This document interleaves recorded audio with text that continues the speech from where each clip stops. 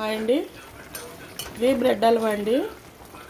Bread ముందు first ఆయిల్లో బాగా బ్రెడ్ కలర్ వచ్చే వరకు వేపుకోవాలండి. తర్వాత పంచదార పాకం పట్టుకుని అంటే పంచదార పాకం అంటే పంచదార కరిగే వరకేనండి. తర్వాత బ్రెడ్ ముక్కలు వేసుకోవాలండి. దీన్ని కొంచెం మెత్తపడే వరకు వేపుకోవాలండి. చూడండి ఇదిగోండి ఇలా బాగా స్మాక్స్ చేయాలండి. దీన్ని బాగా నలగాలి. పేస్ట్ లాగా అవుతే అది హల్వా. చూడండి ఇలా కలబెట్టుకోవాలండి. కలబెట్టుకున్న తర్వాత చూడండి అలా అయింది కదా, పాలు పోసుకోవాలండి. కొంచెం పాలు పోసుకుంటే పాలు పోసుకుని దాన్ని ఇంకా ఇలా కలపాలండి. బాగా కలిపి కొంచెం మంట కొంచెం మీడియంలో పెట్టండి, ఎందుకంటే అడిగిపోతుంది. పెట్టాలండి.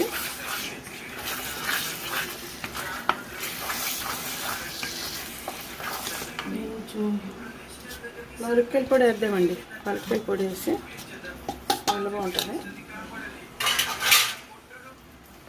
చూడండి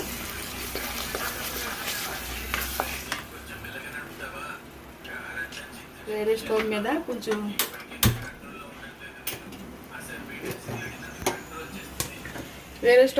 ఇది పెట్టి బాగా పెట్టి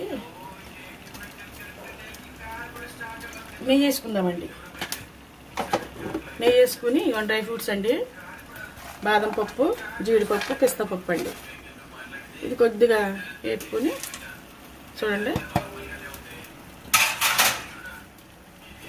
వేసుకున్నామండి.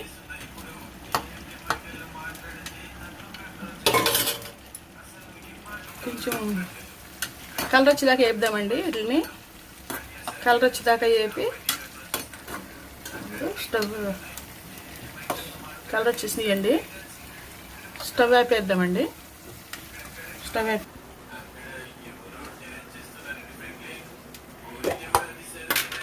ఇందులో నెయ్యి పోయాలండి. నెయ్యి పోతే బాగుంటుంది.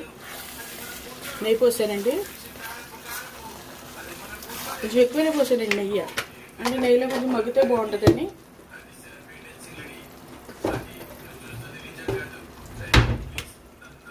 తర్వాత దీన్ని కొంచెం బాగా ఇలా స్మాక్స్ వేసుకున్నాము. చాలా మగ్గాలండి.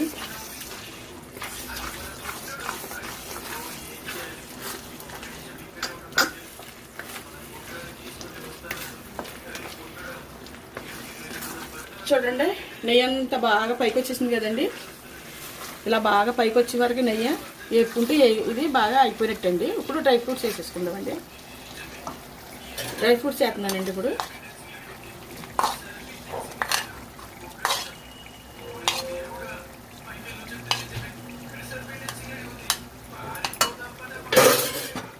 అంటే పిల్లలు తింటారు కదండి, డ్రై ఫ్రూట్స్ ఉంటే కొంచెం ఇష్టంగానని కొంచెం ఎక్కువ వేసానండి అంతే.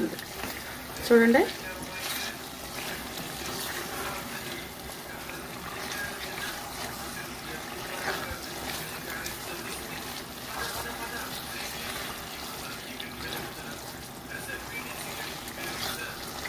అయిపోయిందండి. స్టవ్ ఆఫ్ చేసుకుంటామండి.